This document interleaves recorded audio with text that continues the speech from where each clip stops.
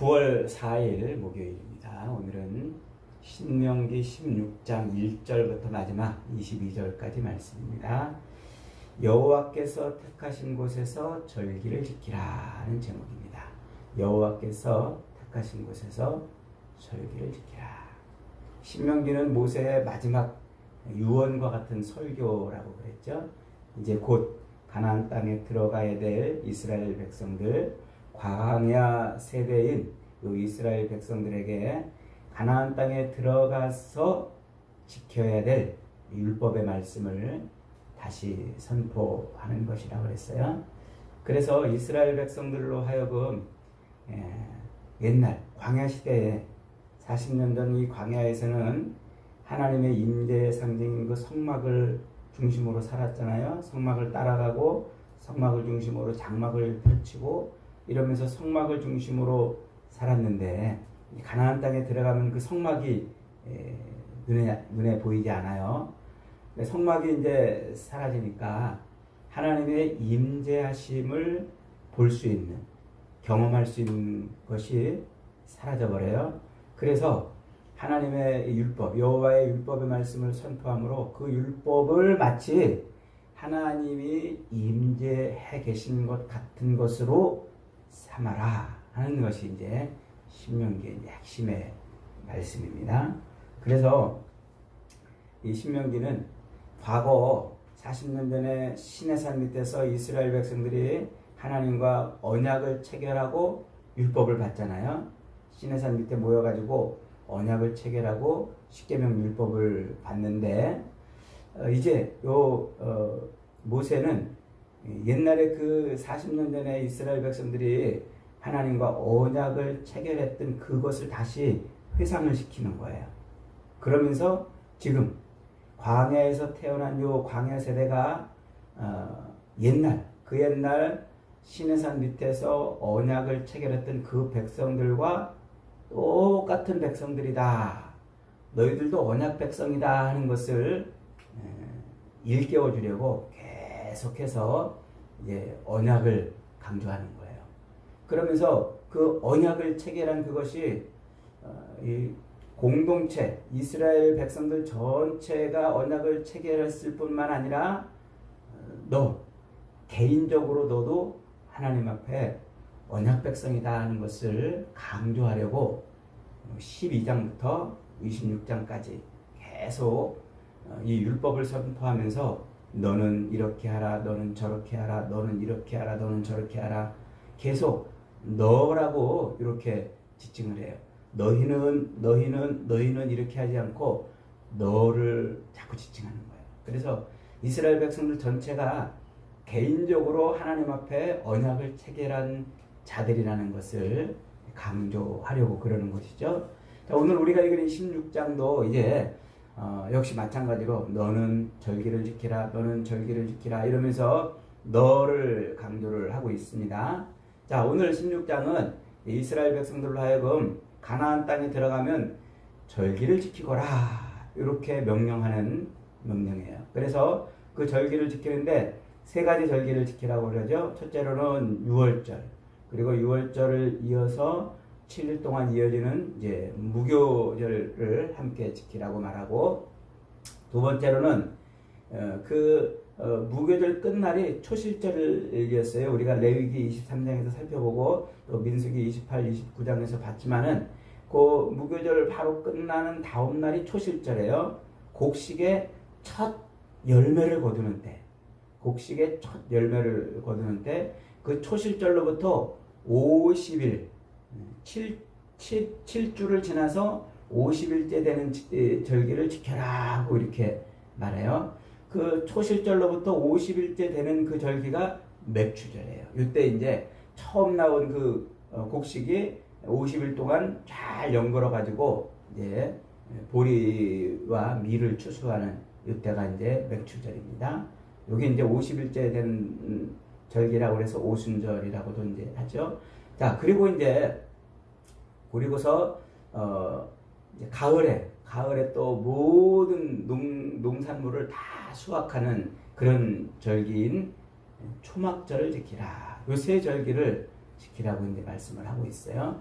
그래서 이 절기는 이미 출애굽기에서도 반복적으로 새 절기를 지키라고 말씀을 했고, 그다음에 레위기 23장에서도 역시 아주 자세하게 이 절기를 지키는데, 절기에 그 제사를 어떻게 지킬 것인가 아주 굉장히 자세하게 설명을 했죠. 그리고 이제 민수기 28장, 29장에서도 다시 한번 또 절기를 지키라고 이제 말씀을 해요. 레위기에서 절기를 지키라고 강조한 것은 이 절기의 제사적인 측면. 그래서 절기를 지키는데 뭐 양은 몇 마리 드리고 또 소는 몇 마리 드리고 그 드릴 때 그것은 어떻게 드리고 거기에 뭐 기름을 섞고 또 가루를 섞고 해서 소재를 어떻게 드리고 이렇게 제사적인 측면을 강조를 했어요. 그런데 이제 민수기 28장, 29장에서는 제사적인 측면보다는 그 하나님이 들어가게 하시는 그 가나안 땅에서 하나님을 기억하게 하는 장치적인 측면에서 드려라 이렇게 이제 지켜라고 말씀을 하고 있는데, 오늘 이 민수기에서 그것을 다시 한번 강조하는 거예요. 그래서 요 16장에서 계속 반복되는 말이 뭐냐면 여호와께서 택하신 곳에서 지켜라. 여호와께서 택하신 곳. 여호와께서 자기 이름을 두시려고 택하신 곳에서 절기를 지키라고 이렇게 이제 강조를 하고 있어요. 그게 무엇을 의미합니까? 그게 이스라엘 백성들이 가나안 땅에 들어가서 여기저기 자기 기업에 흩어져 살 때, 그때 하나님의 이름을 두시려고 택하신 그곳으로 모여가지고 드려라 이런 것이에요. 그래서 하나님을 이제 기억하게 하는 그런 장치죠. 그러면서 또 더불어서 오늘 본문에서는 뭘 또 강조를 하고 있냐면, 네 자녀와 함께 절기를 지키고 또 이방인들과 함께 절기를 지키고 나그네들과 함께 절기를 지키고 고아와 과부들과 함께 절기를 지키라 이렇게 말해요. 그러니까 여호와께서 자기 이름을 두시려고 택하신 그곳에서 절기를 지키되 어떻게 지키라고요? 모든 사람과 더불어서 추수한 것들을 가지고서 잔치를 벌여라. 그래서 오늘 신명기 말씀은 레위기에서는 제사적인 측면을 강조했다면 신명기 말씀은 잔치적인 측면을 강조하고 있어요. 공동체가 이 절기를 어떻게 지키라? 잔치로 지키라 이렇게 말씀을 하고 있습니다. 자, 먼저 1절로 8절까지는 유교절과 무교절을 지키라고 말씀을 하고 있어요. 1절에 보니까 아비벌에 여호와의 유월절을 지키라 그랬어요. 이 아비벌은 첫 이삭이 나온다. 아빕이라는 말은 첫 이삭 이런 뜻이라고 그랬죠. 그 첫 이삭이 나오던 그때 이스라엘의 출애굽이 시작이 돼요. 하나님께서 애굽에서 이스라엘 백성들을 꺼내실 때가 그때 첫 이삭이 나오던 그 무렵이에요. 그래서 아빕 첫 이삭이 나오는 그때 구원을 받았기 때문에, 출애굽을 했기 때문에 그 해를 이스라엘의 원년으로 삼았어요. 그게 아비벌이에요. 그래서 아비벌은 이스라엘의 정월달이죠.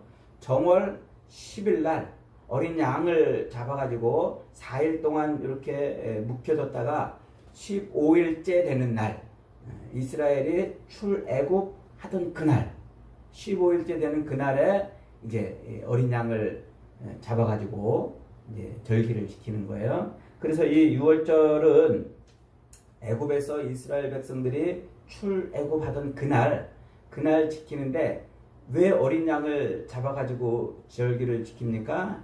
요날 하나님이 애굽의 모든 장자를 칠 때 이스라엘 백성들에게만 사인을 줬어요. 무슨 사인? 너희는 어린 양을 잡아가지고 그 양의 피로 문설주에 바르고 그 양의 피로 이렇게 문설주에 바르고 집안에 가만히 있거라 그랬거든요. 그 양의 피가 표식이었어요. 사인. 무슨 사인? 유월하는 사인. 죽음의 사자가 패스오버, 유월 넘어가는 그 사인이었던 거예요. 그래서 유월절은 넘어간다, 이런 패시브라는 이런 의미를 담고 있는 거예요. 유월절은. 그래 아비월은 첫 이삭이 나온다는 이 의미고, 유월절은 패시브 넘어간다. 죽음의 사자가 넘어갔던 것을 기억하는 거예요. 그래서 어린 양의 희생으로, 어린 양의 피로 죽음의 사자가 넘어가서 자기들이 구원받은 그 구원을 기억하고 하나님께 감사하는 절기, 이게 이제 유월절인 거예요. 그래서 이 유월절은 어린 양을 이제 잡아서 그 양의 피를 바르고 또 그 양의 고기를 먹는 그런 절기죠. 그래서 오늘 본문은 양의 고기를 먹을 때 누구와 함께 먹으라고요? 자녀와 객과 이방인과 또 고아와 과부와 나그네들, 이들과 함께 잔치를 벌여라. 왜? 이게 구원의 잔치이기 때문에 그래요. 그래서 이 유월절 어린 양은 결국 누구를 예표하는 것이었냐면 예수 그리스도, 십자가에서 피 흘려 자기 백성들을 죽음에서 건져내시는 그 예수 그리스도를 예표하는 것이었어요. 그래서 사도 바울은 고린도전서 15장에서 고린도전서 5장에서 이렇게 말하죠. 우리의 유월절 양 곧 그리스도께서 희생이 되어 우리가 구원을 받았다 그래요. 그러니까 유월절 양 곧 그리스도께서 희생이 되어 우리가 구원을 받았다는 게, 그게 예수 그리스도의 그 십자가 사건을 말하는 거잖아요. 그러니까 이 유월절 어린 양은 누구를 예표하는 것이었냐면 예수님을 예표했던 것입니다. 자, 그 다음에 그렇게 유월절 다음 날, 유월절이 이제 정월 14일 날, 그날 유월절을 지키고 그 다음 날인 15일째로부터 7일 동안은, 21일까지 7일 동안은 누룩이 없는 떡을 먹는 절기예요.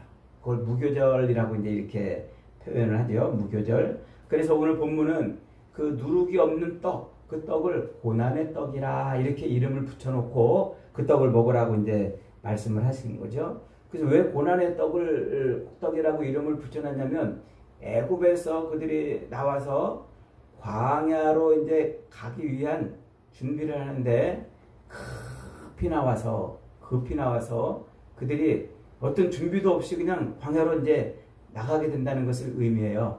그래서 그 광야 생활을 살아야 될 그 고난의 출발이라는 거죠. 그래서 급히 나와서 아무것도 준비되어 있지 않은 그런 이제 상태로 광야 생활을 나가야 될 그 출발점이기 때문에 고난의 떡을 먹는 거예요. 그래서 그 고난은 단순히 급히 나왔기 때문에 그것을 의미하는 것이 아니고, 이것은 곧 이제 누룩을 넣지 않고, 급히 나오니까 누룩을 넣어서 빵을 부풀릴 시간이 없었던 거죠. 급히 나와서 누룩이 없는 그 떡을 먹음으로써 하나님 앞에 정결한, 그리고 모든 죄를 버려야 되는 삶을 예표하고 있는 거예요. 그래서 사도 바울은 이 무교절을 이렇게 고린도전서 5장 8절에서 이렇게 해석하죠. 우리가 명절을 지키되 묵은 누룩으로도 말고 악하고 악에 찬 누룩으로도 말고 오직 순전함과 진실함에 누룩 없는 떡으로 하자. 그러면서 그 누룩 없는 떡이 누구를 지칭한다고 가르쳐요? 예수 그리스도. 예수 그리스도를 가리킨다고 말씀을 하고 있는 것입니다.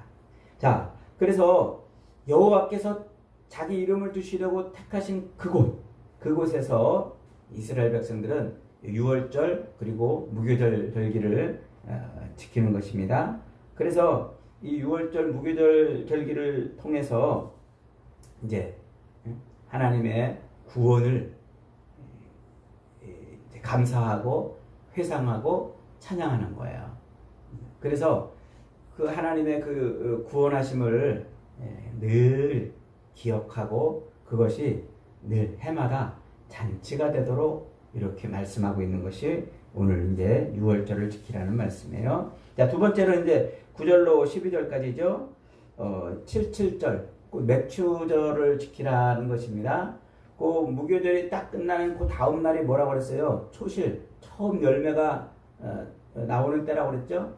그래서 예수님이 부활의 첫 열매가 되는 거예요. 예수님이 그 무교절 끝나고 이제 부활하시잖아요.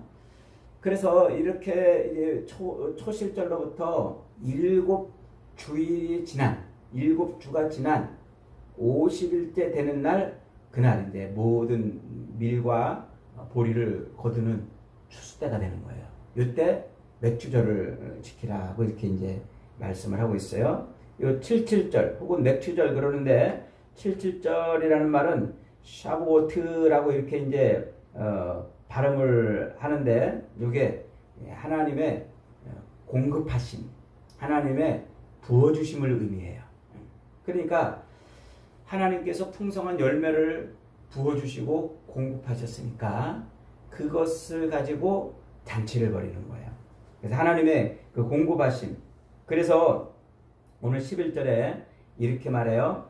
너와 네 자녀와 노비와 내 성중에 있는 레위인과 및 너희 중에 있는 객과 고아와 과부와 함께 내 하나님 여호와께서 자기 이름을 두시려고 택하신 곳에서 내 하나님 여호와 앞에 즐거워할지니라. 잔치를 벌여라 이 말이에요. 그러니까 이 절기는 단순히 어떤 제사적인 그리고 의식적인 율법적인 측면이 아닌 모든 하나님의 통치 아래에 있는 모든 사람들이 뭐 하는 거예요? 잔치를 벌이는 그런 의미가 있는 거죠. 그래서 요 77절 50일째 되는 그날 지키는 이 맥주절은 신약으로 건너오면 이날이 성령 강림이래요. 그래서 오순절날 사도행전 2장에서 오순절날 성령이 임하잖아요. 바로 요 오순절 절기를 지킬 때 성령이 임해서 이날을 오순절 성령 강림 사건이라 이렇게 이제 부르잖아요. 그래서 77절은 성령으로 인한 교회가 탄생하는, 하나님의 교회가 탄생하는 바로 그 놀라운 일이 이제 벌어지게 되는데, 그래서 이 77절은 그렇게 성령 강림으로 교회가, 하나님의 교회가 탄생하는 일로 성취가 됩니다. 자, 그 다음에 이제 세 번째 절기가 13절부터 이제 17절까지인데 초막절 혹은 장막절이라고 이제 부르는 절기예요. 초막절 할 때 그 초막은 숫꽃, 히브리 말로 숫꽃이라고 이렇게 발음을 해요. 재미있게도 이스라엘 백성들이 애굽에서 출애굽, 그래 애굽에서 출애굽에 가서 홍해를 딱 건너서 처음 도착한 곳이 숫꽃이에요. 숫꽃. 조금 이 초막절 할 때 이 초막이라는 말과 숫꽃이라는 말이 똑같은 말이에요. 언어 유희를 지금 하고 있는 거예요. 이 성경이. 그 초막, 그리고 그 숫꽃에서 발행하여 애담 끝 장막을 쳤다고 이렇게 출애굽기 12장에서 말씀하잖아요. 그 장막이라는 말도 역시 숫꽃이에요. 초막이에요. 그러니까 광야 생활은 뭐예요? 장막으로 시작해서 장막으로 끝나는 그런 곳이라는 것을 출애굽기에서 예표를 하고 있죠. 그래서 이스라엘 백성들이 그 장막 생활을 끝내고 이제 가나안 땅에 들어가면 그 생활을 기억하고 그 40년 장막에서 시작해서 장막으로 끝났던 그 40년의 광야 생활 동안에 하나님이 자기들에게 한 번도 배를 골리지 않고 신발도 헤어지지 않고 옷도 닳지 않도록 그렇게 만들어주신 그 은혜를 모든 농작물을 추수하면서 기억해 내는 거예요. 그래서 이 모든 농작물을 풍성하게 주신 이 농산물을 수확하면서 장막에서 시작해서 장막에서 끝나는 그 광야 생활 동안에 부어주신 은혜를 감사하는 것이죠. 그래서 지금 이 초막절, 숫꽃, 장막절, 숫꽃절이라고 이렇게 말씀을 하고 있는 거예요. 자, 요 초막절은 누구를 예표하는 것이었어요? 예수 그리스도를 예표하는 것인데, 이게 어떻게 예수 그리스도를 예표하냐면, 예수님이 요한복음 1장 14절에서 이렇게 말씀하시잖아요.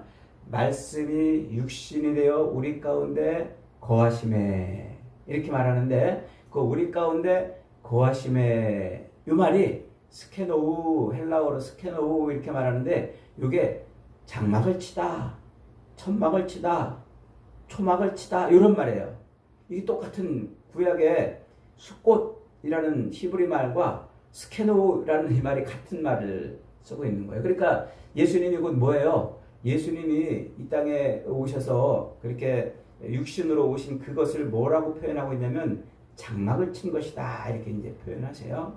그래서 그 예수님이 이 땅에 오셔서 쳐놓은 장막, 그게 뭡니까? 그게 곧 성전을 의미하는 거예요. 성전. 하나님이 임재하셨던 그 성막, 그 성막을 의미하는 것이죠. 그래서 예수님은 이 땅에 그렇게 장막을 치셔서 자기 백성을 뭐 하세요? 추수한단 말이에요. 초막절은 일주일 동안 들판에 나가서 풍성한 수확물을 추수하면서 지키는 절기잖아요. 그래서 예수님이 장막을 치고서 이 땅에 장막을 치고서 추수를 한단 말이에요. 그래서 자기 백성을 추수하는 절기, 바로 이 절기를 예표하는 것이 바로 구약의 초막절인 거죠. 그래서 이 초막절은 이스라엘 백성들이 광야에서 장막을 치고 시작했던 그 광야 생활, 장막으로 끝났던 그 광야 생활 동안에 하나님이 자기들에게 풍성한 은혜를 베풀어 주셨던 것을 농산물을 거둬들이면서 감사하고 이제 하는 것이죠. 나중에 이 장막절이 어떻게 성취가 됩니까? 이 장막절이 예수 그리스도께서 이제 장막을 치고 이 땅에 오셔서 추수를 다 끝내면 완전한 추수가 다 끝나면 그게 이제 하나님 나라의 완성 아닙니까? 이게 요한계시록 20장에서 성취가 되는 거예요. 그래서 요한계시록 20장 3절에 보니까 하나님의 장막이 사람들과 함께 있음에 하나님이 그들과 함께 계시리니 그들은 하나님의 백성이 되고 하나님은 친히 그들과 함께 가셔서 그 모든 눈의 눈물을 닦아주시고 다시는 사망이 없고 애통하는 것이나 곡하는 것이나 아픈 것이 다시 있지 않게 되는 요 하나님 나라 완성으로 장막절이 성취가 되는 겁니다. 이렇게 하나님은 이스라엘 백성들에게 절기를 지키게 함으로써 하나님의 요 구속사를 누구와 계속 연결을 시켜요? 예수 그리스도와 지금 연결을 시키고 있는 거예요. 그래서 하나님이 자기 이름을 두시려고 택하신 그곳에서 예배를 절기를 지키라고 말하는데 결국은 하나님이 자기 이름을 두시려고 택하신 그곳에 뭐가 세워져요? 예루살렘 성전이 세워져요. 그래서 그 예루살렘 성전이 예수 그리스도 이 땅의 성전으로 오시는 예수 그리스도를 예표하다가 예수 그리스도에게서 성취가 되는 겁니다. 이게 절기가 담고 있는 의미예요. 그래서 절기라는 말은 히브리 말로 절기는 곧 모인다, 함께한다 이런 의미가 있어요. 모인다, 함께한다 이 말을 어디서 많이 듣지 않았어요? 레위기 공부할 때 계속 듣던 말이에요. 그게 회막, 하나님의 임재의 상징이었던 회막. 그 회막이 곧 모이는 막 아닙니까? 그러니까 절기는 곧 하나님이 이스라엘 백성들 가운데 임재하셔서 그들과 잔치를 벌이는 것을 예표하는 완전한 하나님의 나라를 예표하는 그런 의미로 주신 것이다 하는 것이죠. 여러분, 오늘날 우리는 이제 어떤 장소에 모여서 그렇게 또 어린 양을 잡고 그러면서 절기를 지키지 않아요. 우리는 이제 어디에서 절기를 지킵니까? 예수 그리스도 안에서 지켜요. 예수 그리스도께서 바로 하나님의 이름을 두시려고 택하신 곳이고 예수 그리스도가 그 모든 절기를 성취하신 분이에요. 그래서 우리는 이제 예수 그리스도를 통해서 그리고 예수 그리스도 안에서 하나님을 기억하고 하나님의 구원을 감사하고 하나님의 그 풍요를 찬송하고 찬양하며 사는 것이죠. 이것이 오늘 본문이 우리에게 가르쳐 주시는 바로 중요한 절기의 의미인 것입니다.